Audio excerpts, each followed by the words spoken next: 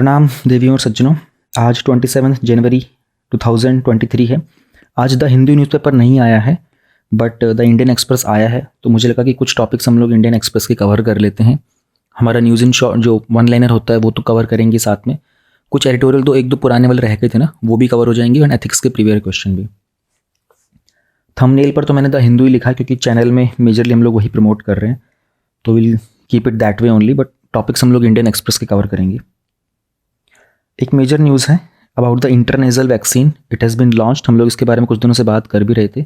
तो intranasal vaccine basically ये एक थर्ड डोज होने वाला है, हमारा थर्ड बूस्टर डोज। जिन्होंने कोवैक्सीन या फिर कोविशील्ड के पहले 2 डोज ले ली, they can take up the intranasal dose also. ये गवर्नमेंट हॉस्पिटल्स में 325 रुपीज़ की अवेलेबल होगी, और जो प्राइवेट होते हैं वहाँ पर 100 रुपीज़ की अवेलेबल होगी। ये 26 जनवरी से स्टार्ट हो गया है, and you guys should start taking this, क्योंकि कोविड का कुछ नहीं पता होता है कितने ज़्यादा म्यूटेशन हो जाएंगे। जो वायरस होगा वो फिर म्यूटेट होकर के किस अपने कौन से वेरिएंट के साथ आएगा। Then we have this very important news, there are certain lessons from the COVID, Jharkhand first survey of migrants. अब ये ना आपके मेन्स पॉइंट ऑफ व्यू से बहुत इंपॉर्टेंट है, because in the GS2 section आपके पास सोशल जस्टिस का होता है ना, वहाँ पर वल्नरेबल सेक्शन के लिए और वेलफेयर स्कीम्स होती हैं, डेवलपमेंटल एजेंडाज होते हैं, वो सब होते हैं। तो वहाँ पर आप देखो, कोविड अभी ख़त्म हुआ नहीं है प्रॉपर तरीके से, एंड हमारे एग्ज़ाम के अंदर हर साल सिंस 2020, 21, 22 कुछ ना कुछ कोविड से रिलेटेड आ ही रहा है। तो ये एक एग्जाम्पल बन जाता है कि झारखंड एक पहला स्टेट बन गया है जिसने माइग्रेंट्स का सर्वे किया था। And not just for this coming 2023 year, it will be helpful till 2025-26 also, क्योंकि माइग्रेशन का जो टॉपिक होता है it is very important for you. तो उसमें जहाँ पर भी आएगा कहीं ना कहीं एग्जाम्पल में लिख सकते हो कि एक सर्वे, क्योंकि अक्सर ना ये टॉपिक में हम लोग वे फॉरवर्ड में मेंशन करते हैं कि ऐसा सर्वे किया जाना चाहिए, but now suddenly Jharkhand has come up with this thing. तो there were around 8.5 lakh state migrant workers जो अपने घर लौट के आए थे। तो अभी ये लोग तकरीबन 11,000 हाउस होल्ड के पास जाएंगे, वहाँ पर अपना झारखंड का पहला माइग्रेट सर्वे किया जाएगा। एंड ये लोग चेक करेंगे कि किस तरीके से, क्या उनके पास कोई सोशल सिक्योरिटी बेनिफिट्स अवेलेबल हैं उनकी फैमिली के पास या नहीं, या फिर कोई हेल्थ हज़ार्ड तो नहीं हुआ था उनके साथ। और फर्दर इसके द्वारा फिर जो भी डेटा इससे मिलेगा ना, उससे वो अपनी स्टेट लेवल पॉलिसी बनाएंगे कि माइग्रेंट वर्कर्स के लिए हम लोग क्या कर सकते हैं आने वाले सालों के अंदर। So this is a very wonderful example, Jharkhand first survey for migrants. Then major highlights में, वैसे मेजरली तो आज की न्यूज़पेपर में ना 26 जनवरी को जो भी कुछ हुआ था कंट्री में उसके स्पेसिफिक ज़्यादा कुछ दिया हुआ है। विल सी, हमारे काम का जो भी कंटेंट होगा हम लोग वो कवर करेंगे। हाँ, ये बहुत इंपॉर्टेंट है। कोविड के डिले के बहुत टाइम बाद ना हमारा जो पहला सोलर मिशन है आदित्य L1, वो अभी लॉन्च होने वाला है। तो 2023 में जुलाई में हमारा आदित्य L1 लॉन्च होगा। तो हमारा इंडियन इंस्टीट्यूट ऑफ एस्ट्रोफिजिक्स जो है ना बेंगलुरु में, उन्होंने जो प्राइमरी पेलोड होता है वो इसरो को दे दिया है।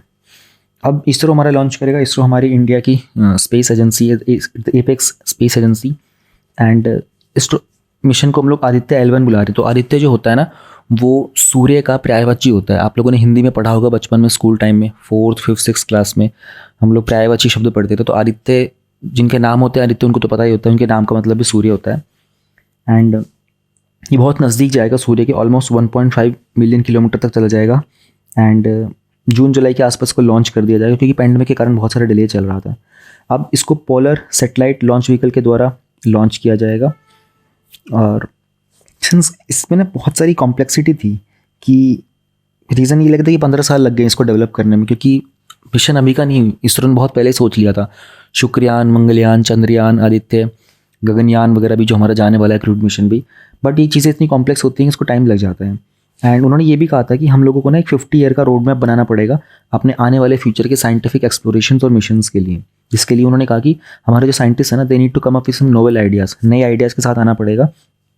दूसरी कंट्रीज़ के जो प्रोजेक्ट्स होते हैं ना, उनसे टेम्प्टेड होकर के हमें काम नहीं कर सकते। टेम्प्ट होकर के मतलब कि वो लोग कोई प्रोजेक्ट कर रहे हैं तो हम लोग ये सोचे कि यार हमें भी करना चाहिए। उनकी रिसोर्सेज अलग है, उनकी डिमांड अलग है, उनकी फंडिंग भी अलग होती है। तो हम उनके अकॉर्डिंग नहीं चल सकते, हमको अपने नोवेल आइडियाज़ पे काम करना पड़ेगा। अब ये हम जो इसरो का L1 होने वाला है, आदित्य L1, ये बहुत सारी स्टडी करेगा, वेरियस एस्पेक्ट्स पे काम करेगा। सन के उसका एटमॉस्फेयर पड़ेगा, सोलर विंड का एक्सेलरेशन कैसे होता है, और जो कोरोनल मास इजेक्शन होता है वो सब क्यों होता है। तो सैटेलाइट जो होंगी ना हमारी, ये L1 पॉइंट पे जाएंगी, इनको हम लोग लैग्रेंज पॉइंट बोलते हैं। तो ये ना कुछ पॉइंट्स होते हैं हमारे in the space, 2 celestial bodies होती हैं ना, ऑब्जेक्ट उनके बीच में होता है। तो एक कह सकते हो कि स्पेस में ना एक पार्किंग स्पॉट की तरह होता है। कि यहाँ पर आप अपने सैटेलाइट को पार्क कर सकते हो, क्योंकि यहाँ पर जो ग्रेविटेशन पुल होता है ना दोनों ऑब्जेक्ट्स का, वो इक्वल हो जाता है, जिसके कारण ना वो बिना किसी फ्यूल का खर्चा किए वो ऑब्जेक्ट वहाँ पर स्टेबल रह सकता है। तो ये L1 पॉइंट की इसको जाके फिक्स किया जाएगा। एंड इसमें जो VELC है, विच is the visible emission line coronagraph, ये इसका मेन पेलोड होने वाला है। तो यही है वो मेन पेलोड जिसको right now Indian institute of astrophysics ने डिज़ाइन किया था।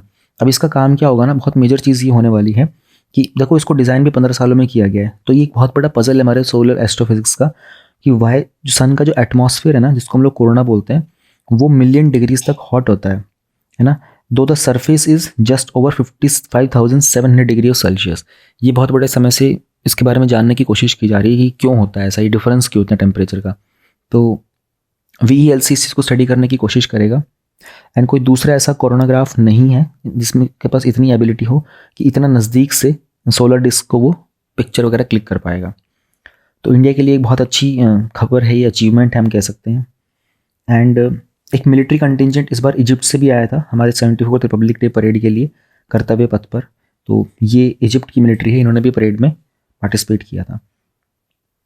देन वी हैव इनके जो ये एडिटोरियल थे, इसमें ऐसा कुछ था नहीं जो हम लोगों ने द हिंदू में कवर ना किया हो, सो इसलिए मुझे कुछ पता नहीं था। कॉलेजियम, फॉरेन यूनिवर्सिटीज़ वाला, वही सब टॉपिक्स हैं जो पुराने चल रहे हैं न्यूज़ में। देन हाँ, we have this wonderful topic, has the world dodged recession, what are the reasons for hope and caution. तो लास्ट ईयर ना कुछ ग्लोबल इकोनॉमी के अंदर बहुत सारी टेरिबल चीज़ें हुई थी, एंड अभी 2022 के एंड तक, यानी कि जस्ट अभी बिल्कुल रिसेंटली दिसंबर तक ही कुछ वर्ल्ड में ऐसे ऑब्जर्वर्स थे वो कह रहे थे कि कुछ की इकोनॉमीज़ जो हैं उनका 2023 में रिसेशन हो सकता है। लेकिन जो most influential policy maker, CEOs वगैरह जो अभी वर्ल्ड इकोनॉमिक फोरम का मीट चल रहा है डावोस के अंदर आए थे ना, तो उन्होंने अपने ओपिनियन को शिफ्ट करना स्टार्ट कर दिया था। उनका थोड़ा सा ऐसा बदलाव आ गया था, उन्होंने कहा था कि कुछ जो मतलब रिसेशन तो नहीं होगा, एंड कुछ जो बिगेस्ट इकोनॉमी जैसे US हो गया, यूरो जोन वगैरह हो गया, इनमें थोड़ी सी सॉफ्ट लैंडिंग हो सकती है। तो ऐसा क्या हुआ था, अभी वर्ल्ड इकोनॉमिक फोरम में इन्होंने मना कर दिया कि रिसेशन नहीं आएगा, लेकिन उससे पहले ऐसा क्या हुआ था, तो हुआ ही था ना 2020 और 21 के अंदर। ये अभी नोट डाउन करने वाली पार्ट है, ठीक है। यहाँ तक का जो पार्ट है ना, ये बहुत इंपॉर्टेंट है, इसको समझने की कोशिश करना। 2020-21 के अंदर गवर्नमेंट ने सेंट्रल बैंक से ना बहुत सारा जो रिच डेवलप्ड कंट्रीज होती हैं, उन्होंने ना एक लूज फिस्कल पॉलिसी रखी थी। लूज फिस्कल पॉलिसी का मतलब होता है गवर्नमेंट बहुत सारा पैसा खर्च कर रही, क्यों? क्योंकि पैंडेमिक चल रहा था, एंड उनकी मॉनेटरी पॉलिसी भी लूज थी, यानी कि लोन वगैरह जो थे ना काफ़ी चीप दे रहे थे वो। तो दोनों चीज़ें ध्यान से समझ लो। लूज फिस्कल पॉलिसी का मतलब है गवर्नमेंट का एक्सपेंडिचर ज़्यादा हो गया है, लूज मॉनेटरी पॉलिसी का मतलब होता है लोन वगैरह सस्ते हो गए हैं, यानी कि उसका रेट ऑफ इंटरेस्ट कम आ गया है। ये कीवर्ड है, ये बहुत स्ट्रॉन्ग, लूज फिस्कल पॉलिसी और लूज मॉनेटरी पॉलिसी, ये आपके एग्जाम में आता है। कोविड के टाइम पर हुआ था, तो उसके बाद उन्होंने, इसके कारण ये हुआ गया था ना कि इन्फ्लेशन बढ़ गया था, ठीक है ना, जिसके कारण बहुत सारे वल्नरेबल शॉक्स वगैरह हमारी सप्लाई, मतलब जो पूरी की पूरी इकोनॉमिक सप्लाई चेन होती है उसमें बहुत सारे शॉक्स भी आए थे। अब ये शॉक हम लोगों को 2022 में स्टार्टिंग में देखने को मिले थे, जब रशिया ने यूक्रेन किया हुआ था ऑलरेडी, यूक्रेन को इन्वेजन हुआ था। अभी इन्वेजन के कारण हमारी ग्लोबल सप्लाई चेन बंद हो गई थी, क्योंकि यूक्रेन से बहुत सारी चीज़ें एक्सपोर्ट की जा रही थी, व्हीट का खासकर बात की जा रही थी। तो अब क्या हुआ था कि हम लोग कोविड के लॉकडाउन से इवॉल्व हो भी नहीं पाए थे, एंड हमारी जो कमोडिटीज़ वगैरह होती हैं, यानी कि जो हमारी कमर्शियल ऑब्जेक्ट्स वगैरह होती हैं, उनका प्राइस राइज होने स्टार्ट हो गया था। इतना हुआ था कि पूरे के पूरे वर्ल्ड के अंदर हम लोगों ने इन्फ्लेशन ऑब्जर्व किया था। अब इसके कारण जो सेंट्रल बैंक्स थे ना, उनको रैपिडली अपना रेट ऑफ इंटरेस्ट इंक्रीज करना पड़ा, ताकि इस इन्फ्लेशन को वो लोग कंट्रोल कर पाएँ। और गवर्नमेंट की मतलब जो डिमांड थी ना, उसको नीचे लाना पड़ा था।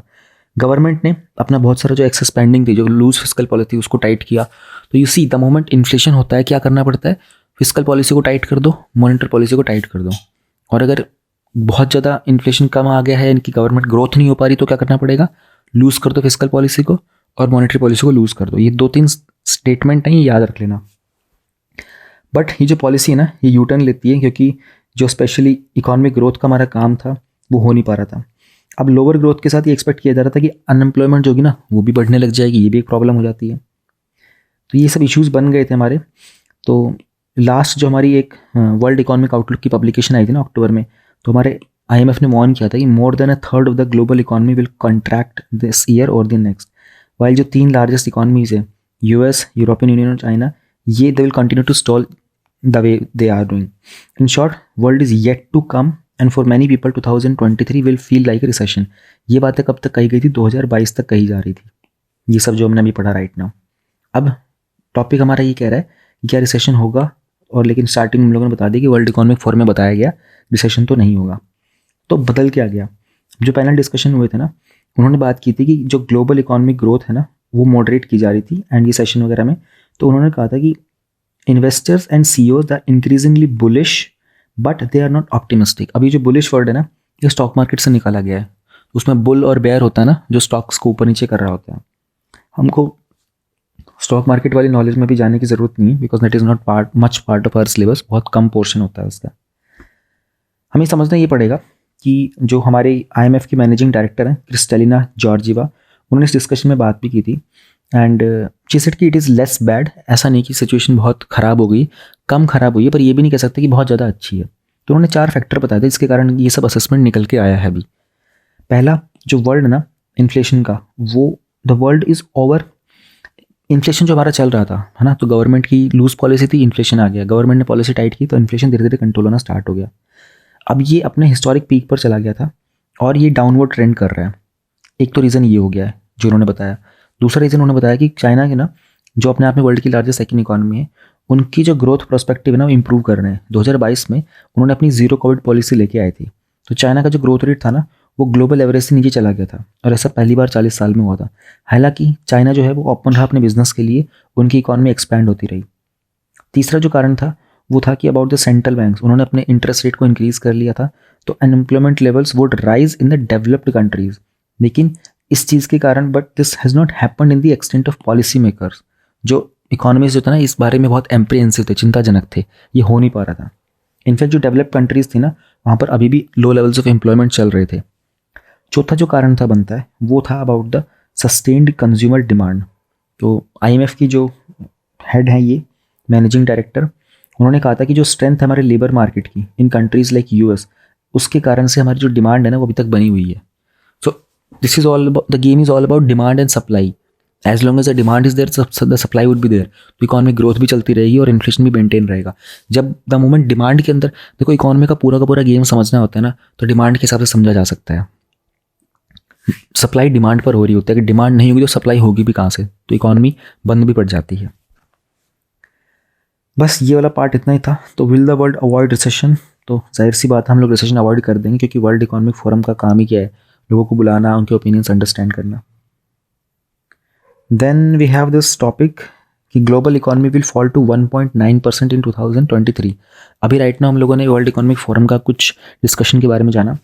अभी हुआ कि यूएन का जो यूनाइटेड नेशन का एक फोरकास्ट आया वेडनेसडे को, उन्होंने कहा था कि जो ग्लोबल इकोनॉमी होगी ना वो सिग्निफिकेंटली 1.9% तक चली जाएगी 2023 के अंदर, क्योंकि यूक्रेन में वॉर चल रहा है, कोविड का इम्पैक्ट अभी भी है एंड हाई इन्फ्लेशन अभी भी चल रहा है, और क्लाइमेट इमरजेंसी। 4 फैक्टर इन्होंने बताए थे। तो यूएन का department of economic and social affairs है, उन्होंने कहा था कि करंट जो ग्लोबल इकोनॉमिक स्लो डाउन चल रहा है ना, ये दोनों जगह पर होगा। ये डेवलप कंट्रीज़ में भी देखने को मिलेगा और डेवलपिंग में भी। तो रिपोर्ट ने कहा कि इस साल का जो 1.9 का परसेंटेज का ग्रोथ है ना, ये 2022 में हम लोगों ने इसको 3% की बात की थी, बट अभी हम 2023 में एंटर करते यूएन ने कहा कि नहीं, ये 3% नहीं 1.9% होगा, और ये अब तक का पिछले डेकेड के अंदर वन ऑफ द लोवेस्ट होने वाला है। लेकिन वो ये भी कह रहे हैं कि 2024 के अंदर ये 1.9% की जो ग्रोथ है ना, ये 2% तक चली जाएगी, 2.7 तक चली जाएगी, थोड़ी इंक्रीज़ हो जाएगी। तो वर्ल्ड बैंक क्या करता है, पुअर कंट्रीज़ को लोन देता है डेवलपमेंट प्रोजेक्ट्स के लिए। उन्होंने भी अपना जो फोरकास्ट किया था ना, उन्होंने 3% का किया था, वो भी कह रहे हैं कि अभी 1.7% पे आ जाएगा। देन IMF जो कि लोन प्रोवाइड करता है नीडी कंट्रीज़ को, उसने अपना प्रोजेक्शन 6% का बताया था, है ना, 2021 में, और 3.2 का बताया था 2022 में। अभी वो कह रहे हैं कि 2.7% पे आ जाएगा। एंड सिंस ये जो टॉपिक में हम लोग कह रहे हैं कि वर्ल्ड इकोनॉमिक फोरम में IMF जो मैनेजर हैं क्रिस्टलिना जॉर्जिवा, उन्होंने कहा था कि we do not expect a global recession. अब 2019 से 20 के अंदर ना जो हमारी एवरेज इकोनॉमीज थी ना, टॉप 10%, वो 1.2% तक इंक्रीज़ हुई थी, ऑलराइट। लेकिन जो इनकम थी ना फॉर द लोवेस्ट 40%, वो 0.5% तक गिर भी गई थी। अब ये डेटा है जो आप नोट डाउन कर सकते हो इकोनॉमी के अंदर। whenever it comes about economic growth, GDP के टॉपिक्स आते रहते हैं, this is something that you can mention, it's very wonderful data. तो ये था हमारा आज का मेजर हाइलाइट्स का सेक्शन। एंड ये हलवा सेरेमनी आप लोगों को पता होगा कि 31 से 30 जनवरी से हमारा बजट भी स्टार्ट हो जाएगा। तो finance minister Nirmala Sitharaman along with the minister of state finance Bhagwat Krishna Rao Karad, ये हलवा सेरेमनी होती है। ये फाइनल स्टेज होता है यूनियन बजट का 2023-24 का न्यू दिल्ली के अंदर। तो ये बहुत समय से चलती आ रही है। That's it for today.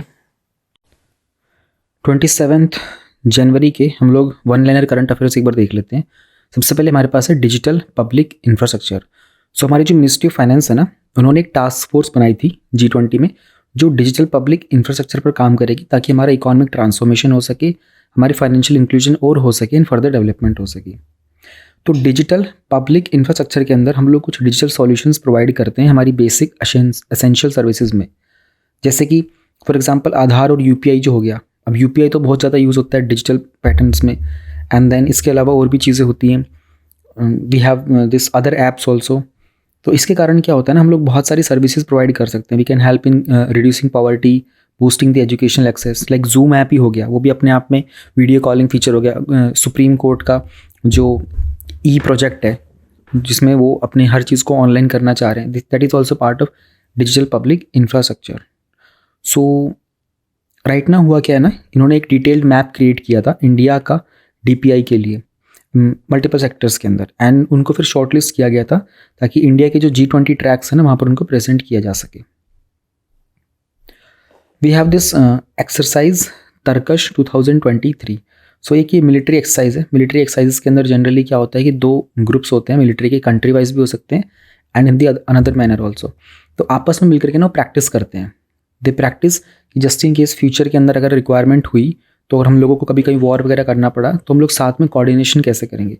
So these exercises are like kind of practising कि फ्यूचर में अगर रिक्वायरमेंट होगी तो how will you sync with each other, हमारे कमांड्स वगैरह क्या होंगे, हमारी स्ट्रैटेजीज कैसे होने वाली होंगी उसके लिए। तो अभी जो इसका 6th एडिशन था ना, दिस वॉज अबाउट दी तरकश। तो तरकश में क्या होता है, US की भी कुछ स्पेशल ऑपरेशन फोर्सेज होती हैं और हमारे इंडिया के यहाँ से NSG which is the national security guard. तो this is the picture they are practising. Then we have yellow band disease. अब आपको फोटो में दिख रहा होगा, ये फोटो एक्चुअल में थाईलैंड की है, वहीं से ली गई है। और ये इस तरह की ना कुछ डिजीज़ हो जाती है हमारे कोरल्स के अंदर, और इसके कारण की डेथ हो जाती है, कोरल की डेथ हो जाती है। तो ये ना एक बैक्टीरियल डिजीज़ है। ये येलो बैंड का ना एक बैक्टीरिया फॉर्म हो जाता है। अब इसका कोई क्योर भी अवेलेबल नहीं है, एंड ये ना नॉन रिवर्सिबल है। एक्चुअल में क्या होता है ना, कोरल की डेथ एक और कारण से होती है, उसको बोलते हैं हम लोग ब्लीचिंग। बट ब्लीचिंग वाली जो चीज़ होती है ना, वो रिवर्सिबल होती है। बट यहाँ पर जब हम बात कर रहे हैं YBD के बारे में, तो ये रिवर्सिबल नहीं है। तो रिसर्चर्स ने बताया था कि वहाँ पर ओवर फिशिंग होती है, सी वाटर का टेम्परेचर भी राइज हो रहा है, पॉल्यूशन वगैरह हो रहा है। इसके कारण ना कोरल जो है ना इस तरह के डिजीज़ के प्रति ज़्यादा वल्नरेबल हो जाते हैं। That means they are more exposed for this threat. Then we have this प्रधानमंत्री राष्ट्रीय बाल पुरस्कार एंड सुभाष चंद्र बोस का आपदा प्रबंधन पुरस्कार। सो रिसेंटली जो प्रधानमंत्री के बाल पुरस्कार दिए गए थे वो इन 11 बच्चों को दिए गए थे, एंड ये 5 से 18 साल की इनकी एज ग्रुप होती है। कुछ कैटेगरीज होती हैं, art and culture, bravery, innovation, scholastic, social service and sports. And हमारे पास एक सुभाष चंद्र बोस के भी आपदा प्रबंधन पुरस्कार भी हैं। तो ये दिए जाते हैं बेसिकली गवर्नमेंट के द्वारा एक एनुअल अवार्ड की तरह, एंड इसमें उनकी कुछ कंट्रीब्यूशन सर्विस होता है इंडिविजुअल्स वगैरह का in the field of disaster management, तब उनको दिया जाता है। आपदा एक जो वर्ड होता है ना, वो हिंदी में डिजास्टर को आपदा बोलते हैं। Then we have light pollution and sky glow. तो ये आपको समझना पड़ेगा कि इस लाइट पॉल्यूशन क्या होता है। अगर हम देखेंगे, हम लोग we know about air pollution, we know about noise pollution, we know about water pollution, उसी तरीके से ना लाइट पॉल्यूशन भी होता है।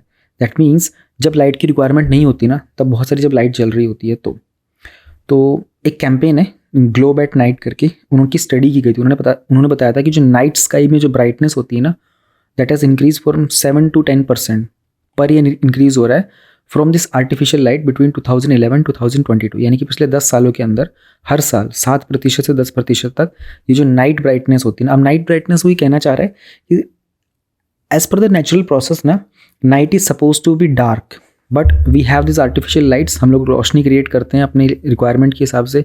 लाइक राइट नाउ जब मैं रिकॉर्ड कर रहा हूँ अर्ली इन द मॉर्निंग, तो इतना अंधेरा, इतना उजाला नहीं हुआ है बाहर, बट मेरे को लाइट ऑन करनी पड़ रही है। So that is creating some visibility inside the room, but it also create some kind of visibility outside the room ना। ऐसे सबकी रिक्वायरमेंट जब पूरी हो रही होती है तो बाहर बहुत रोशनी हो जाती है। तो उन्होंने कहा था कि जो स्टार्स होते हैं ना हमारे रात को, उनकी जो विजिबिलिटी होती है ना वो हर साल 10% तक कम हो जाती है because of the light pollution. Now this is really sensitive. अक्सर हम लोग एयर पोल्यूशन, वाटर पोल्यूशन के बारे में बात करते हैं, we never talk about light pollution.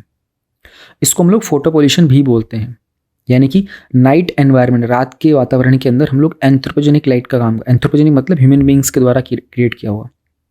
अब इससे होता क्या है ना, एस्ट्रोनॉमिकल रिसर्च में ना ऑब्स्ट्रक्शंस आ जाते हैं, और कुछ नॉक्टर्नल वाइल्ड लाइफ भी होते हैं। नॉक्टर्नल मतलब जो वो जानवर या पंछी जो रात को जागते हैं, तो उनकी भी जो लाइफस्टाइल होता है उसमें भी एक ऑब्स्ट्रक्शन क्रिएट होती है। फिर एक होता है स्काई ग्लो। स्काई ग्लो भी एक टाइप ऑफ लाइट पॉल्यूशन ही होता है। इसमें जो नाइट स्काई होता है ना उसमें इल्यूमिनेशन हो जाता है। अब ये जो आपको दिख रहा होगा ना, this is the sky glow, alright. तो ये देखो की टर्म्स है, नाइट स्काई एंड मतलब नाइट लाइट और स्काई ग्लो। तो स्काई ग्लो एक लाइट पॉल्यूशन का टाइप होता है, form of light pollution. This is sky glow.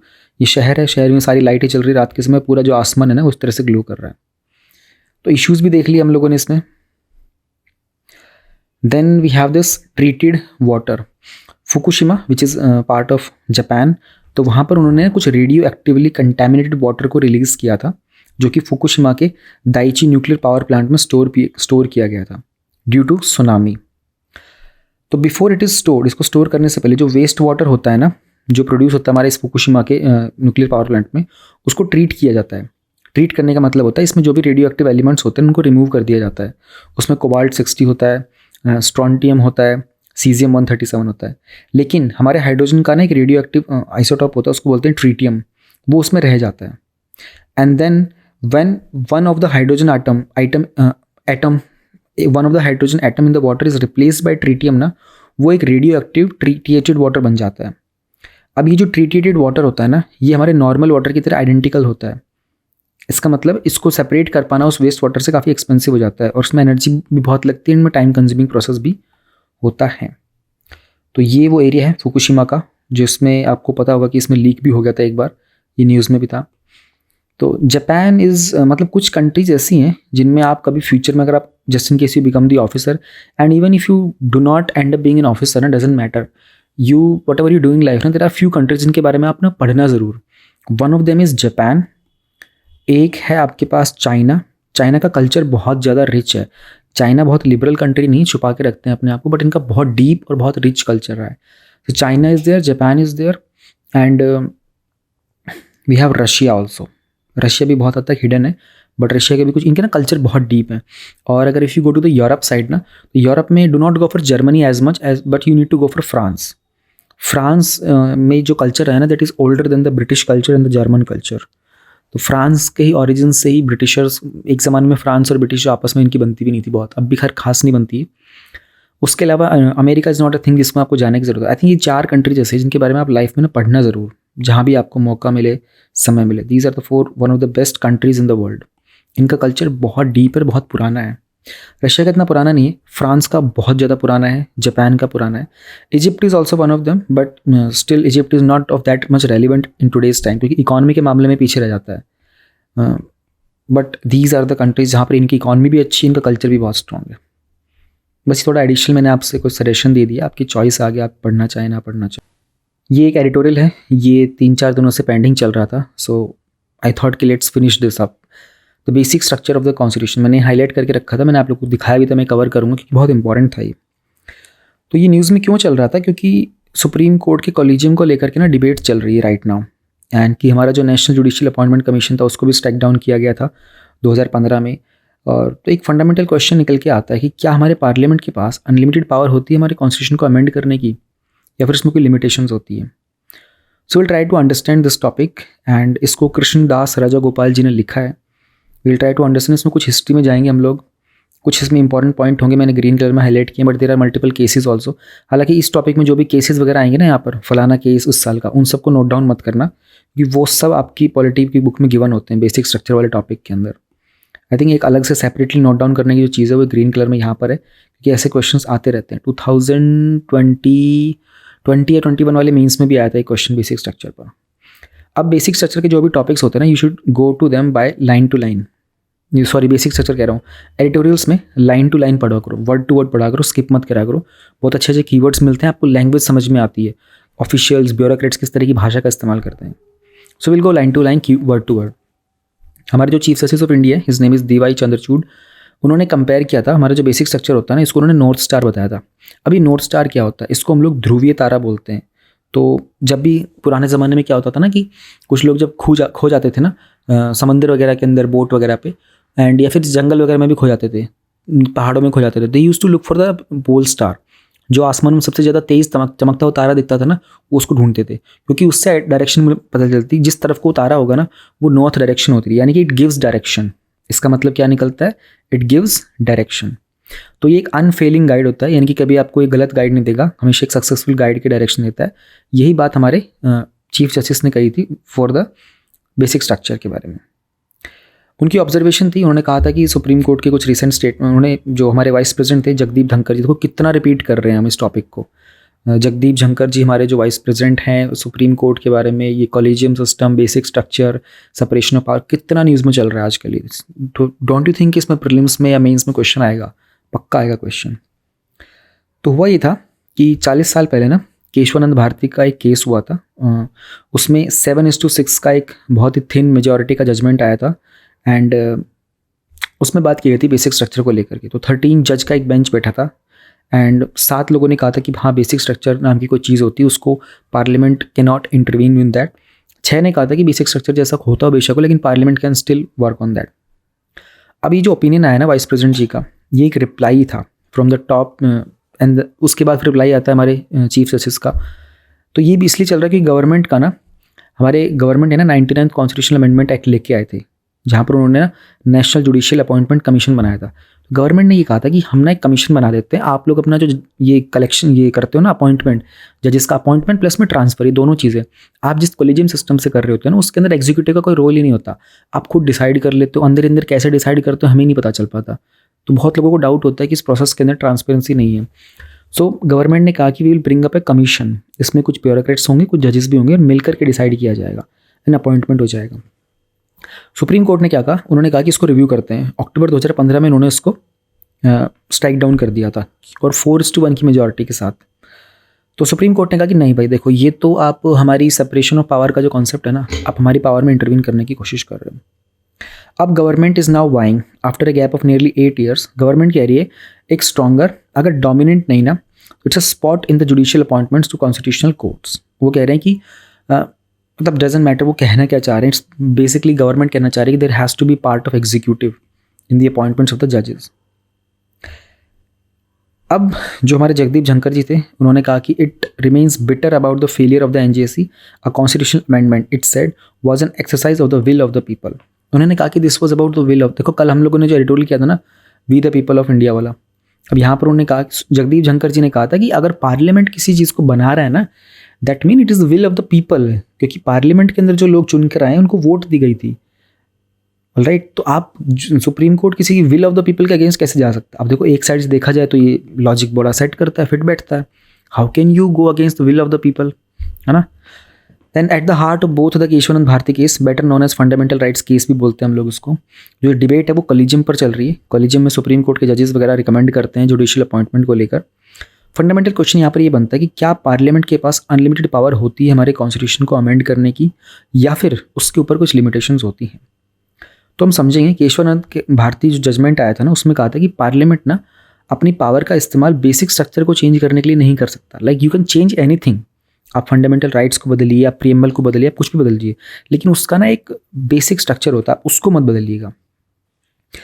तो the parliament as senior advocate Nani Palkhivala said at whose memorial lecture chief justice Chandrachud gave his reply, उन्होंने कहा था the parliament can not cease to be a creature of the constitution and become its master. See the line का मतलब समझने की कोशिश करो। वो कहना चाह रहे हैं कि जो पार्लियामेंट है ना, parliament is a creature of the constitution and now it can not cease. वो अपने आप को ये नहीं कह सकता कि हम क्रिएचर नहीं है, अपने आप को क्रिएचर मानना बंद करके और उसका मास्टर नहीं बन सकता, because parliament came because of the constitution. It's not कि कॉन्स्टिट्यूशन पार्लियामेंट से आया था।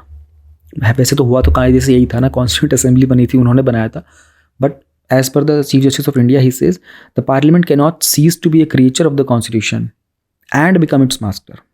ऑल राइट, बेसिक स्ट्रक्चर जो है हमारे कॉन्स्टिट्यूशन का, उसकी लिविंग स्पिरिट में है, and holding up the body of its text. इसकी its existence can not be pinpointed to any particular provision of the text, यानी कि उन्होंने कहा कि आप किसी पर्टिकुलर टेक्स्ट पे इसकी प्रोविजन के बारे में बात नहीं कर सकते बिकॉज इट्स ओवरऑल सोल। अब आपकी आत्मा है, आपकी आत्मा के बारे में आप क्या बताओगे? आपके माथे में रहती है आत्मा, आपके बाल में रहती है, आपके पैरों में रहती है, घुटने में रहती है, क्या बताओगे? कुछ नहीं बता सकते ना। The soul is the body, it encompasses the body ना। तो आप ये नहीं कह सकते मेरी उंगली में है आत्मा, मुझे यहाँ पर फील होती है आत्मा, बस। It is all everywhere, exactly it's all about the basic structure also. It is the soul of the constitution which is inextricably linked to the values which are enshrined in the preamble। हमारे preamble में बहुत सारी values है ना, liberty, justice, social वगैरह, उन सब के साथ वो लिंक्ड है। तो कॉन्स्टिट्यूशन एक लिविंग सिस्टम है, but just as is living the organic system such as the human body, it various organs develop and decay. तो जैसे हमारे शरीर के अंदर भी कोई चीज़ ऑर्गन्स वगैरह डेवलप होते हैं, डिके होते हैं, तो उसी तरीके से हमारा कॉन्स्टिट्यूशन का सिस्टम भी होता है। येट जो हमारा बेसिक स्ट्रक्चर होता है ना, उसके पैटर्न्स बहुत सेम रहते हैं। जैसे हमारी बॉडी के अंदर ऑर्गन्स जो होते हैं उनकी फंक्शनिंग सेम रहती है, तो उसी तरीके से वो कहना चाह रहे हैं। ग्रैनविंड ऑस्टिन है, ये is an American, I think he is an American lawyer है मेरे हिसाब से। वो उनका working of a democratic constitution पे उन्होंने कहा था कि जो बेसिक स्ट्रक्चर का डॉक्ट्रिन होता है ना, is fairly said to have become the bedrock of the constitutional interpretation in India. India के बारे में उन्होंने कहा था कि कॉन्स्टिट्यूशन को जब इंटरप्रेट करना होता है ना, तो उसके लिए एक बेडरॉक बन जाता है इंटरप्रिटेशन के लिए, यानी कि ये एक ढांचा बन जाता है कि इसको नज़रिया में रख कर फिर आगे किया जाता है। तो जो कॉन्स्टिट्यूशनल बेंच था ना हमारे एनजेसी के जजमेंट के अंदर, उन्होंने भी इस बात की बात की थी कि बेसिक स्ट्रक्चर के पीछे जो सिद्धांत होता है ना, वो बहुत महत्वपूर्ण है। A change in a thing does not involve it's destruction. जब आप किसी चीज़ में बदलाव करना चाहोगे तो आप ये नहीं कह सकते कि उसको डिस्ट्रक्ट कर दोगे। फिर डिफरेंट जजेस थे केशवानंद भारती के अंदर, उन्होंने डिफरेंट एग्जांपल्स दिए थे कि क्या हो सकता है हमारा बेसिक स्ट्रक्चर कॉन्स्टिट्यूशन का। सुप्रीमेसी की बात की थी, फेडरल की, सेकुलर की, सेपरेशन ऑफ पावर की, dignity, unity, integrity, sovereignty, democratic character, welfare, state, egalitarian society, liberty, equality, etcetera etcetera. What was this Kesavananda Bharati case?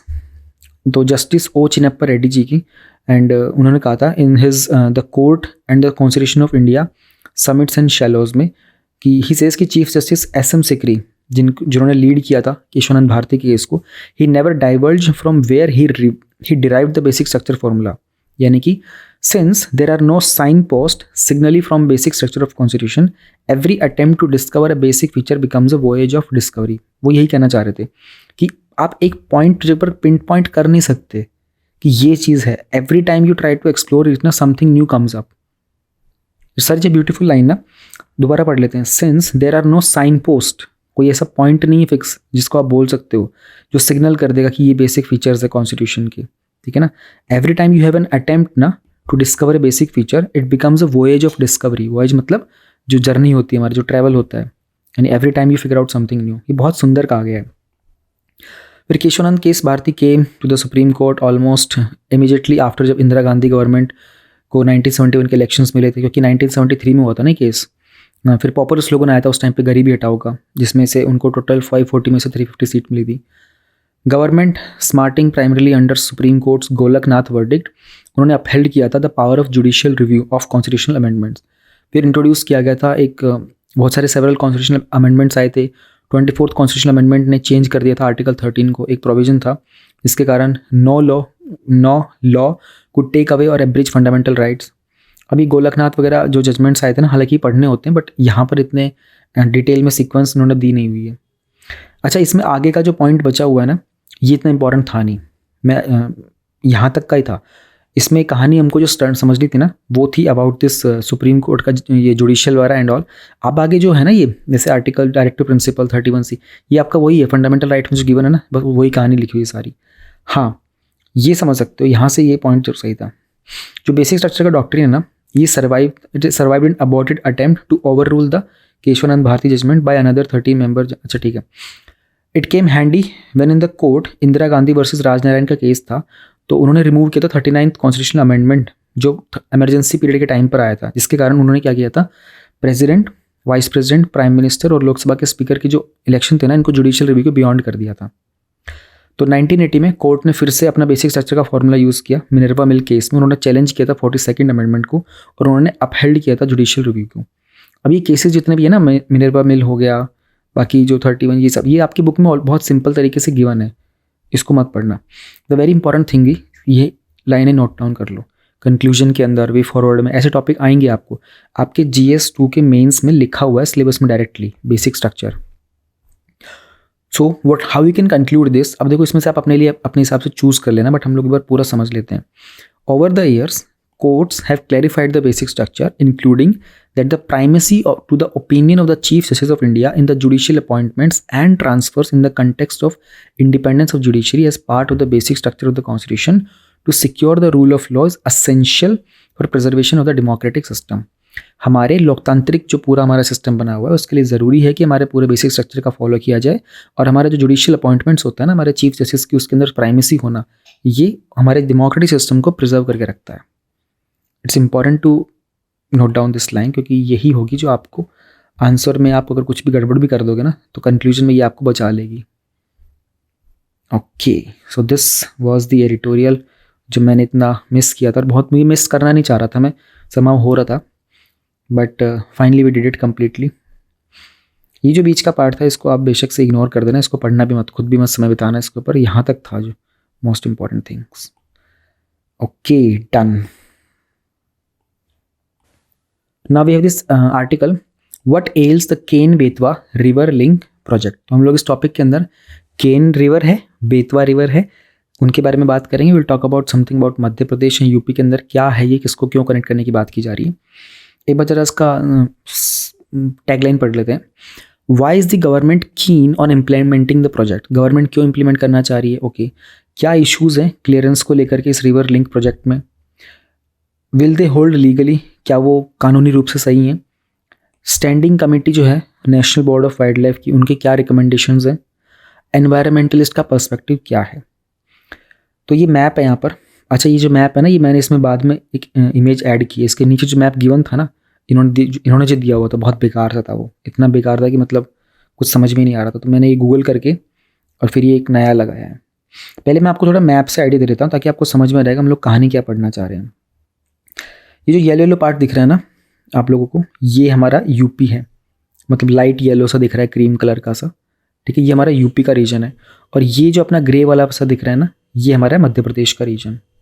Okay, अब नदियाँ आपको दिख रही होंगी, ये अपनी यमुना नदी है ऊपर जो आ रही है ब्लू कलर के अंदर यूपी में से। तो यूसी यमुना जो है ना यूपी में ही फ्लो कर रही है, मध्य प्रदेश में नहीं आ रही है। एंड मध्य प्रदेश के अंदर ये रिवर है ये ब्लू वाली ऊपर, तो ये है बेतवा ऊपर वाली, और ये एक नीचे वाली है, ये है हमारी केन रिवर। तो दोनों जा कर के हमारी यमुना के अंदर मिल जाती है। तो यानी कि केन और बेतवा हमारी यमुना की बन गई ट्रिब्यूटरीज, ठीक है। अब इनका ओरिजिन तो हुआ है मध्य प्रदेश के अंदर, केन का भी और बेतवा का भी, बट ये जाकर के यूपी में एंट्री करती हैं और ये जाकर के मिल जाती हैं फिर यमुना से। अगर हम देखते हैं तो केन जो है ना, ये पन्ना टाइगर रिजर्व से पास कर रही होती है, ऑलराइट। बट जो बेतवा है वो किसी रिजर्व वगैरह से तो पास नहीं कर रही, बट ये यूपी में बहुत जल्दी एंटर कर जाती है, ठीक है जी, ये भी हम लोग समझ गए। नाउ ये कुछ रिवर्स हैं, यहाँ कोथा बराज प्रोजेक्ट है बेतवा पर, ये लोअर ओर डैम है, और एक रिवर है यहाँ पर इसकी tributary. Then we have this Daudhan dam है, ये पन्ना के पास है। अगर आप देखोगे ना, एक लिंक कैनाल बन रही है यहाँ को बेतवा को दिख रहा है आप, ये बेतवा का एक पॉइंट है यूपी के अंदर, और ये बेतवा का ये केन का पॉइंट है मध्य प्रदेश के अंदर। यहाँ पर एक लिंक कैनाल है, कैनाल मतलब होता है नहर को बोलते हैं। तो ये कहीं ना कहीं दोनों रिवर्स को जोड़ने की कोशिश कर रही है। अब नाउ यू सी, पहले स्टेट मध्य प्रदेश के अंदर ये केन को जोड़ रही है और यूपी के अंदर ये बेतवा को। इसी के बारे में हम लोग समझने की कोशिश करेंगे अब। और अगर आप मैप पे देखना चाहो इंडिया का ये रीजन कहाँ पर है, तो यहाँ पर है रीजन, ये हमारा मध्य प्रदेश है। इसके टॉप में अगर आप देखोगे north of the Madhya Pradesh, वहाँ पर है ये पूरा का पूरा रीजन, ठीक है। मैप आपको मैंने समझा दिया है, बहुत टफ नहीं था। ये एक बड़ी प्यारी सी फोटो है, ये छोटे बच्चे हैं कुछ खेल रहे हैं यहाँ पर। The story so far, again line to line समझने की कोशिश करते हैं। तो जनवरी 18 को अभी बिल्कुल रिसेंटली एक स्टीयरिंग कमेटी थी केन बेतवा लिंक प्रोजेक्ट की, उनकी 3rd मीटिंग हुई थी न्यू दिल्ली में। ये जो स्टीयरिंग वर्ड होता है ना, ये हमारा गाड़ी वाला जो स्टीयरिंग होता है ना, उससे मैच करता है, मतलब ये डायरेक्शन देने वाली होती है कमेटी। तो इसको हमारे जो डिपार्टमेंट ऑफ वाटर रिसोर्सेज है ना, मिनिस्ट्री ऑफ जल शक्ति, उसके सेक्रेटरी जो है, जो आप बनोगे सेक्रेटरी कल को अगर आप एग्जाम क्लियर करते हो तो, सो वो इसको लीड कर रहे थे। तो इन्होंने रीआइटरेट किया था कि ये जो KBLP यानी कि केन बेतवा लिंक प्रोजेक्ट जो है ना, हम इसको बार बार पूरे आर्टिकल में KBLP ही बोलेंगे, तो ध्यान रखना। ये एक फ्लैगशिप प्रोजेक्ट है नेशनल गवर्नमेंट का भी, और ये बहुत क्रिटिकल है क्योंकि यहाँ पर वाटर सिक्योरिटी पे काम किया जा रहा है एंड जो बुंदेलखंड रीजन है ना उसके इकोनॉमिक डेवलपमेंट पे बात की जा रही है। सो ये जो रीजन है ना, ये बुंदेलखंड का रीजन है, ऑलराइट, इसको डेवलपमेंट की बात की जा रही है।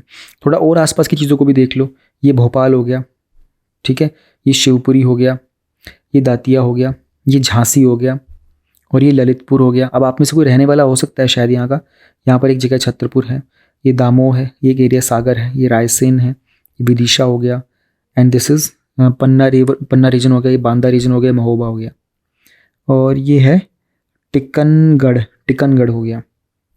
ऑलराइट, तो हम लोगों ने बात कर ली इस चीज़ की। अब नेशनल गवर्नमेंट ने कहा था कि अब ये जो डैम बन रहा है ना यहाँ, सॉरी ऊपर चलते थोड़ा सा, रुको, यहाँ पे डैम। अब हुआ क्या था कि रिसेंटली तकरीबन 1 साल पहले दिसंबर 2021 में हमारे कैबिनेट ने ना इसके लिए 44,000 करोड़ का अप्रूवल दे दिया था। इस प्रोजेक्ट के अंदर हमारी सेंट्रल गवर्नमेंट और मध्य प्रदेश गवर्नमेंट या केन रिवर को बेतवा रिवर से लिंक करेंगे ताकि जो बेतवा रिवर है ना वो बुंदेलखंड रीजन जो है यूपी का, उस रीजन को पानी दे सके। तो बुंदेलखंड रीजन ऑफ यूपी, उस रीजन में पानी पहुंचाया जा सके। अब मैप देखें, अब ये रही हमारी बेतवा रिवर, मुझे उसको क्लियर करने दो एक बार। ये हो गया जो वो रीजन जिसकी बात की जा रही थी, यहाँ पर और पानी ऐड करने की बात की जा रही थी। ये जो बीच का रीजन है ना, दिस वन, ये पूरा रीजन है। यहाँ तो नदी का पार्ट है, यहाँ पर भी है नदी का part. What about this central region, इसको पानी देने की बात की जा रही है, ठीक है। अब बात करते हैं केन बेतवा लिंक क्या है। तो ये कैनाल बनेगी, कैनाल मतलब नहर होता है, ऑलराइट। इसको न्यू दोधान डैम जो कि केन पर है उसके द्वारा पानी दिया जाएगा। वो डैम जो होगा पन्ना टाइगर रिजर्व के अंदर होगा। नेशनल गवर्नमेंट ने ये भी कहा था कि इस डैम पर हम लोग हाइड्रो इलेक्ट्रिक पावर प्रोजेक्ट भी सेटअप करेंगे जो 103 मेगावाट तक की इलेक्ट्रिसिटी प्रोड्यूस करेगा। जो लिंकिंग कैनाल होगी वो फ्लो करेगी छतरपुर से, टीकमगढ़ से और झांसी डिस्ट्रिक्ट के अंदर, ठीक है। मैप देख लो बेशक से एंड इसको हम समझते हुए चलते हैं। ये देखो छतरपुर, ठीक है, ये रहा टीकमगढ़, ये रहा झांसी रीजन, ये रहा वो दोधान डैम पन्ना के अंदर। समझते हुए चलो कि मैप के साथ तो आसान रहेगा आपके लिए। एंड ये प्रोजेक्ट के अंदर एक्सपेक्ट कर रहे हैं कि ऑलमोस्ट 6.3 लाख हेक्टेयर का जो एरिया होगा ना उसको इरिगेशन का पानी भी मिल जाएगा। हालांकि हाइड्रोलॉजिकल इकोलॉजिकल एक्सपर्ट्स इस बात से कन्विंस नहीं हो पा रहे हैं। वो कह रहे हैं जो पूरा प्लान है ना ये सरप्लस और डेफिसिट मॉडल पर बेस्ड है। यानी कि आप ये कह रहे, वो इकोलॉजिस्ट कह रहे हैं कि ये रीजन सरप्लस है और जो आप जिसकी आप बात कर रहे हो ना, जहाँ पर आप पानी पहुँचाना चाह रहे हो, इस सरप्लस रीजन से आप इस डेफिसिट रीजन में पानी पहुँचाने की बात कर रहे हो कि ये रीजन भी पूरा इरिगेट हो जाएगा। तो उनका ये जो मॉडल है ना ये बहुत सक्सेसफुल सा मॉडल नहीं है एंड इसमें साइंस की बहुत कमी है। प्लस उन्होंने ये भी कहा था कि पन्ना का जो रीजन होगा ना जहाँ से पानी आ रहा होगा वहाँ पर वाटर सिक्योरिटी का इशू भी हो सकता है। 2018 में एनवायरमेंटलिस्ट हैं रवि चोपड़ा जी, उन्होंने उस आइडिया को ना नॉनसेंस बोला था। 2021 के अंदर जो कंजर्वेशन के बायोलॉजिस्ट हैं रघु चुंडावट जी, उन्होंने कहा था thanks to KBLP Bundelkhand will suffer for the decades to come. यानी कि उन्होंने एक तरीके से क्रिटिसाइज़ किया था इस पूरे प्रोजेक्ट को। तो क्या क्लियरेंसेस मिले थे KBLP को? इंडिया ने हमारा जो वाइल्ड लाइफ प्रोटेक्शन एक्ट है 1972 का, उसमें बात की थी वाइल्ड लाइफ को लेकर के। इसमें ना 2 प्रोविजंस हैं, सेक्शन 18 और 35। वहाँ पर बात करते हैं setting aside the areas of significance to wild life as sanctuaries and national parks. यानी कि कुछ एरिया जो बहुत महत्वपूर्ण होंगे वाइल्ड लाइफ के लिए, उनमें एक को हम सेंचुरी बोलेंगे, एक को हम लोग नेशनल पार्क बोलेंगे। सेक्शन 29 और 35 का क्लोज 6 है। इनके कारण बिना किसी अप्रूवल के ना ह्यूमन एक्टिविटीज़ नहीं की जा सकती। अब अगर हम लोग डाइवर्जन करते हैं और जो भी फ्लो ऑफ वाटर होता है उसको रोकने की कोशिश करते हैं, फिर इवन बढ़ाते भी हैं किसी दूसरे वाइल्ड लाइफ सेंचुरी के अंदर, तो जाहिर सी बात है ना कि we have to make sure कि वहाँ की वाइल्ड लाइफ को भी मैनेज करें ना। एंड इस केस के अंदर पन्ना टाइगर रिजर्व जो सेंट्रल एम्पावर कमेटी है ना, उन्होंने पन्ना टाइगर रिजर्व के बारे में कहा था कि इस तरह उनको पता चलता है कि अगर डाइवर्जन करोगे ना तो it is not necessary to improve and better manage the wild life in the park. ये हमारी सेंट्रल एम्पावरमेंट कमेटी ने बताया था सुप्रीम कोर्ट की। एडिशनली उन्होंने ये भी कहा कि जो डाउन स्ट्रीम होता है ना हमारे नेशनल पार्क का, इट लाइज इन द केन घड़ियाल सेंचुरी। केन घड़ियाल सेंचुरी इस रीजन के पास ही डाउन स्ट्रीम के अंदर। तो उन्होंने कहा था कि इसको क्रिएट इसलिए किया गया था क्योंकि वहाँ पर जो क्रिटिकली एंडेंजर्ड हमारा गैंजेटिक घड़ियाल है ना उसकी प्रोटेक्शन के लिए। अब जो डैम का जो फ्लो होगा ना वाटर का into and outside the sanctuary, अब it should be immediately clear. तो जो कमेटी बनाई गई थी ना वो इस बात को लेकर के काफ़ी कंफर्म, मतलब इस बात को लेकर के बहुत सतर्क थी, सख्त भी थी। उन्होंने एक रिपोर्ट दी थी जो स्टैंडिंग कमेटी हमारे national board of wildlife की, उन्होंने इस इम्पैक्ट को कंसिडर ही नहीं किया था कि जो घड़ियाल सेंचुरी होगी ना उसके ऊपर क्या इम्पैक्ट जाएगा। तो सुप्रीम कोर्ट कमेटी ने रिपोर्ट सबमिट की थी 2019 के अंदर, एंड जो मैटर है इट रिमेन्स सबजुडाइज। सबजुडाइज का मतलब होता है it is under judicial consideration and therefore illegal for anyone to talk about it publicly. ये रिपोर्ट जो थी ना स्टैंडिंग कमेटी की, ये अभी तक सबजुडाइज चल रही है। तो कुछ वर्ड्स के मीनिंग जो टफ होते हैं मैं इसे साथ में नीचे लगा देता हूँ, और ये मैं स्क्रीनशॉट आपके PDF में दे दिया है तो आप वहाँ से याद रख सकते हैं। तो प्रोजेक्ट को अभी तक फुल क्लियरेंस नहीं मिल पाया है। अब चैलेंज ये है एनवायरमेंटल अप्रूवल मिलना, है ना, बिफोर दैन NGT। अब NGT भी बीच में आ रहता है क्योंकि जो ट्रिब्यूनल है वो बिलीव करता है कि प्रोजेक्ट को पहले सिक्योर फॉरेस्ट क्लियरेंस से निकलना चाहिए। अरे एक चीज़ मैं आपको बताना भूल ही गया, तो ये जो पर्सन है जिन्होंने लिखा है ना पूरा, मनोज मिश्रा जी, ये एक फॉर्मर इंडियन फॉरेस्ट ऑफिसर के IFS के मेंबर रह चुके हैं, और जो यमुना जी अभियान है ना 2007 से, उसके एक की कन्वीनर भी हैं। तो ये कोई ब्यूरोक्रेट ने लिखा हुआ है। मैं आपको बताना चाहता कि जब ब्यूरोक्रेट कोई चीज़ लिखते हैं ना उसको लाइन टू लाइन पढ़ा करो, उनके कीवर्ड्स याद करने की कोशिश किया करो, वो क्या चीज़ों का इस्तेमाल करते हैं। देन तो उन्होंने कहा था कि it was a big shock when the following cabinet approve. The national government ने अनाउंस किया था इंप्लीमेंटेशन होना इसका 2022-23 में। उन्होंने फर्दर ये भी कहा था कि 1400 करोड़ के आसपास एलोकेट किए जाएंगे प्रोजेक्ट के लिए उस फाइनेंशियल ईयर में। तो वैसे तो बहुत बड़ा अमाउंट किया था 44,000 समथिंग का, बट ये अबाउट पर्टिकुलर 2022-23 की बात की जा रही थी। लीगलिटी को लेकर बात करते हैं तो कुछ सिग्निफिकेंट लीगल प्रॉब्लम्स भी हैं इसके अप्रूवल को लेकर के। जो CEC थी उन्होंने कहा था कि जो अप्रूवल था ना स्टैंडिंग कमेटी का of the national board for wildlife for this project, वो इतना नेसेसरी नहीं था for the improvement and better management of wildlife.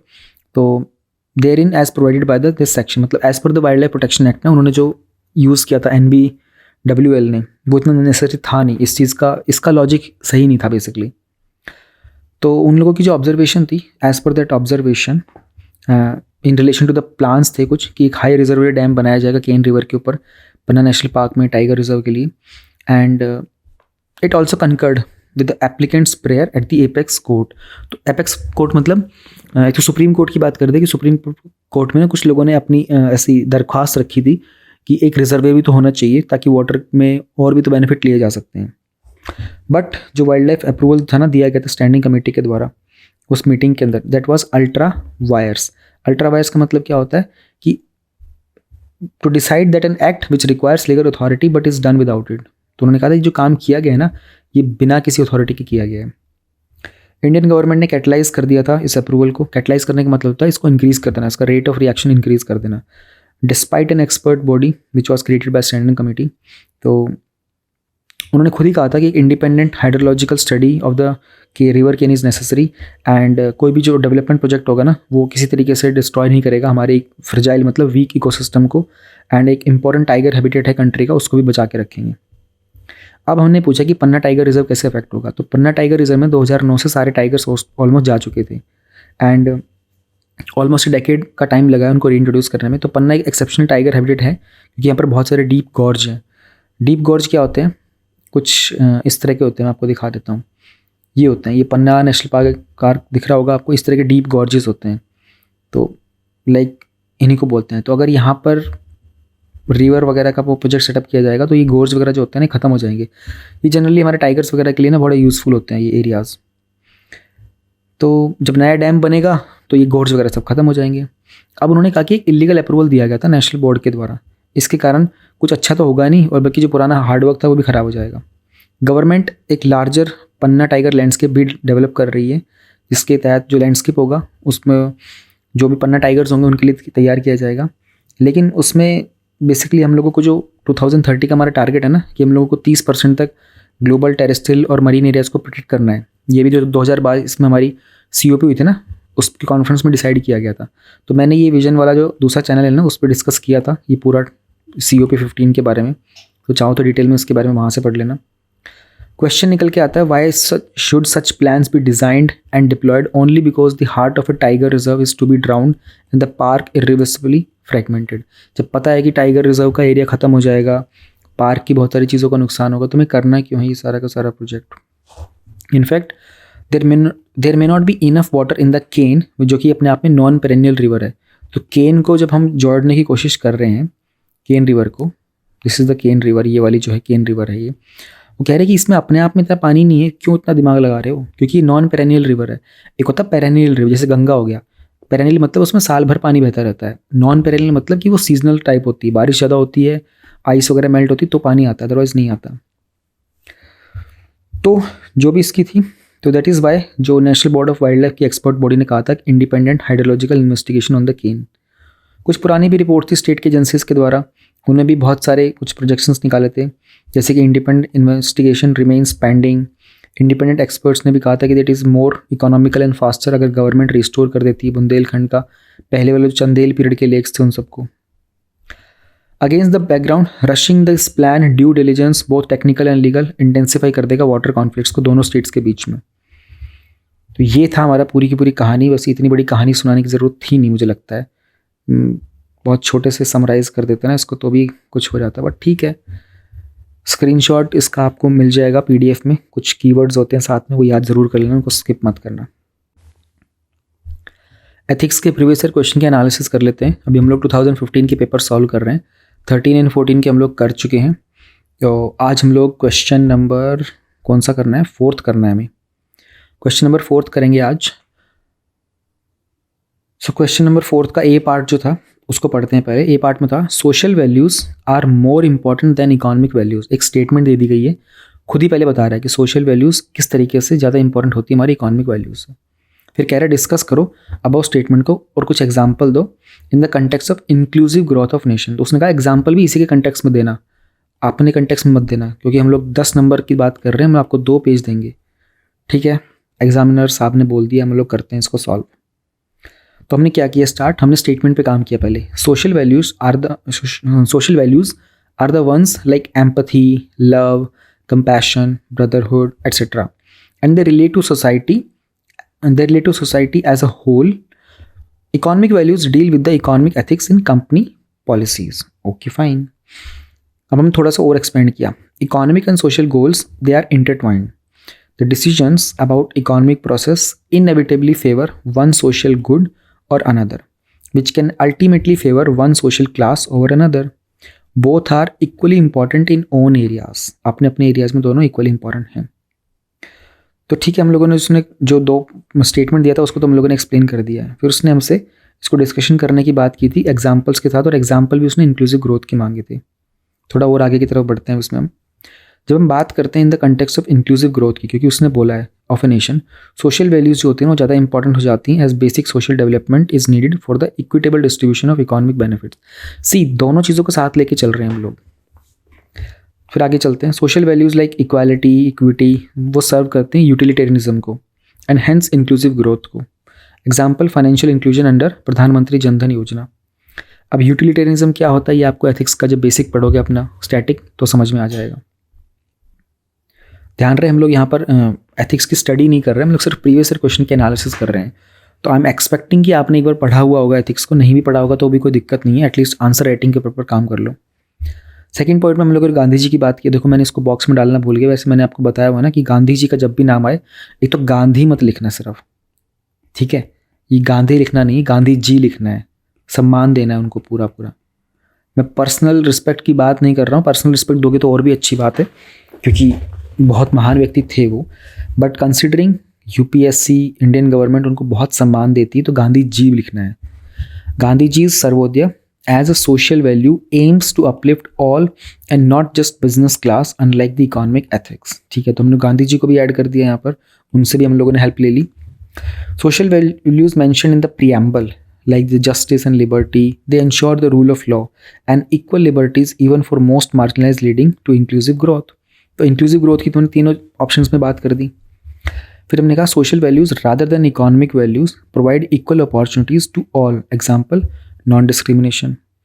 तो सोशल ट्रस्ट में इकोनॉमिक वैल्यूज होती हैं, CSR के थ्रू सोशल वैल्यूज बनती हैं, उसके बाद दोबारा इकोनॉमिक वैल्यूज जनरेट हो जाती हैं। हम लोगों ने छोटे से एक फ्लो चार्ट से आइडिया दे दिया कि हम कहना क्या चाह रहे थे पिछले 4 पॉइंट्स में। Then concluding the topic, economic values can be individualistic by their very nature, hence they serve less purpose with respect to inclusive growth. Okay, तो उसने दोनों चीज़ों में डिस्कशन की बात की थी। क्वेश्चन में यही बोला था ना एग्जामिनर, डिस्कस करो उनको कि सोशल वैल्यू जो होती हैं वो इकोनॉमी से ज़्यादा इंपॉर्टेंट होती है। तो हम लोगों ने जो भी स्टेटमेंट लिखे हम लोगों ने यह दिखाया कि देखो किस तरीके से सोशल वैल्यूज जो होती हैं इकोनॉमिक से ज़्यादा इंपॉर्टेंट होती हैं। और फिर हमने लास्ट में कंक्लूड में भी ऐसा ही किया, इकोनॉमिक वैल्यूज होती है वो इंडिविजुअलिस्टिक हो सकती हैं by their very nature, hence वो थोड़ा कम पर्पज सर्व करेंगी in comparison in the inclusive growth. But अगर कॉर्पोरेट्स इंप्लीमेंट करेंगे पॉलिसीज़ जैसे कि CSR रूरल एरियाज़ के अंदर और वहाँ पर लोकल जॉब्स प्रोवाइड करेंगे, तो इकोनॉमिक वैल्यूज जो होती हैं वो भी हमारे इंक्लूसिव ग्रोथ में लीड कर सकती हैं। Now this is like optimistic कि भाई हमने स्टेटमेंट में बात तो ये कही थी इकोनॉमिक वैल्यूज़ ज़्यादा इंपॉर्टेंट नहीं होती हैं, बट हमने उसको ऑप्टिमिज्म दे दिया कि अगर इकोनॉमिक वैल्यूज़ में ये करोगे ना तो इकोनॉमिक वैल्यूज़ की भी वैल्यू बढ़ जाएगी। एग्जामिनर ने जो डिमांड की थी हम लोगों ने वो एड्रेस कर दिए, हमने सोशल वैल्यूज़ बता दिए, इकोनॉमिक वैल्यूज़ बता दिए, इंक्लूसिव ग्रोथ के साथ इसमें हम लोगों ने कुछ एग्जांपल्स भी दे दिए एंड दैट्स इट। जितना पूछा उतना बताया, ज़्यादा बकवास नहीं करनी है। क्वेश्चन नंबर 4 का बी पार्ट है, थोड़ा सा बड़ा क्वेश्चन दे दिया। अक्सर थोड़ी 4-5 लाइनें के क्वेश्चन केस स्टडीज़ में ज़्यादा आते हैं, बट इन्होंने पहले ही दे दिया था। क्वेश्चन है 4B, some recent developments such as the introduction of RTI Act, media and judicial activism etc. they are proving helpful in bringing about greater transparency. Okay, transparency and accountability in the functioning of the government. तो government के अंदर transparency और accountability किसके कारण आ रही है? RTI के कारण, मीडिया के कारण, जुडिशियल एक्टिविज्म के कारण। Fine. However, it is also being observed that at times the mechanisms are misused. ठीक है। Another negative effect is that the officers are now afraid to take the prompt decisions. ठीक है जी, ये वाली बात भी कंसिडर कर ली जाएगी। वो कह रहे हैं एनालाइज करो the situation in detail and suggest करो how the dichotomy can be resolved. Dichotomy का मतलब होता है कि मतलब दो चीज़ों की बात की जा रही होती है। जैसे हम लोग गवर्नमेंट में बात करते हैं लेफ्ट विंग और राइट विंग, उसमें भी हम लोग डाइकॉटमी शब्द का इस्तेमाल करते हैं। तो डेवलपमेंट भी करनी है और इन चीज़ों के कारण कहीं ना कहीं गवर्नमेंट डेवलपमेंट भी करे एंड अपने जो क्या कहते हैं फीचर्स होते हैं उनका मिसयूज़ ना करे। फिर वो कह रहा है सजेस्ट करो कैसे ये नेगेटिव इम्पैक्ट्स को आप मिनिमाइज़ करोगे। ठीक है, अब क्वेश्चन की डिमांड को ज़रा कंपोनेंट्स में डिवाइड कर लेते हैं। उसने हमको एक सिचुएशन दे दी है और उसने एनालाइज करने को कहा है सिचुएशन को, सजेशन मांगे कैसे रिजॉल्व होगा और मतलब नेगेटिव इम्पैक्ट्स को हम मिनिमाइज़ कैसे करेंगे। ठीक है, 10 नंबर का, यानी कि हमको 2 पेजेस मिलने वाले हैं इसके लिए। फाइन, हम ऐसे स्टार्ट करेंगे इस तरह के क्वेश्चन को। Given situation represents transparency, accountability, efficiency की dichotomy in the public administration. तो सिचुएशन का एनालिसिस करते हैं। RTI is a beacon light of transparency as per the ARC। ARC मतलब administrative reform commission, and has increased downward accountability, but the frivolous complaints and the appeals regarding policy decisions cripple the administrative efficiency and decision making. Okay. Media, which is the 4th pillar of democracy, has institutionalized accountability, but media trials, yellow journalism, misquoting of facts, sensationalist practices, they hinder the officers in taking decisions. Then judicial activism की बात की थी। Judicial activism fills the void created by the want of laws but goes against separation of powers. Again वही जो हम लोग editorial cover कर रहे थे आज, बेसिक स्ट्रक्चर वाला। PILs and the special petitions they are misused to stifle decision making. फिर अकाउंटेबिलिटी और एफिशिएंसी की डाइकोटमी का सॉल्यूशन बोला था उसने। Prior sanction requirement to protect the honest officer, refining the laws related to transparency and accountability, empowering the officers to take decisions without favor and fear, implement the code of conduct and the code of ethics। तो इस तरीके से हम लोग अपनी accountability और efficiency की जो डाइकॉटमी होती है उसको सॉल्व कर सकते हैं। उसने कहा था मिनिमाइजिंग द नेगेटिव्स, तो हम लोग स्ट्रीमलाइन कर सकते हैं RTI को to remove the vague provisions. We can introduce fine for the frivolous complaints and appeals. We have this media and judiciary, they shall be sensitised. देखो आप सोचोगे कि इतना बड़ा चीज़ पूछी थी, कंसिडरिंग हमको जितना स्पेस मिला हुआ ना 2 पेज के अंदर, उसने कितना सवाल पूछ लिए। हमारे पास 3 या 4 पॉइंट बन पाएंगे। आप एक चौथा पॉइंट और बना सकते हो अपनी बुद्धि से। There is a need to streamline the various accountability platforms to minimise their negative effects like misuse and inefficiency so that accountability and transparency receives a boost. बस हो गया हमारा, डन, सिंपल था। कल हम लोग 2 क्वेश्चन करेंगे। क्वेश्चन नंबर 5 मैंने नीचे लगा तो दिए थे क्वेश्चन। हाँ, क्वेश्चन नंबर 5 करेंगे हम लोग और क्वेश्चन नंबर 6 करेंगे। फिर हम लोग क्वेश्चन नंबर 7 करेंगे और 8 करेंगे 2। फिर हमारा थियोरेटिकल क्वेश्चन खत्म हो जाएंगे और 8 के बाद हमारे केस स्टडीज स्टार्ट हो जाएंगे। तो 3 दिन हमको लगते हैं केस स्टडीज़ में, डेली 2 केस स्टडीज़ करने पे फिर हमारा 2015 का भी paper finish. Thank you very much. मैं बीच में थोड़ा सा ढीला पड़ गया था, मैंने वो 25 को नहीं दिया था वीडियो, पर मैंने उसका कंटेंट ऐड कर दिया था और अब जो पेंडिंग एडिटोरियल थे वो भी मैंने कवर कर दिए हैं। तो मैं माफ़ी भी चाहूँगा इस चीज़ के लिए आपसे, एंड थैंक यू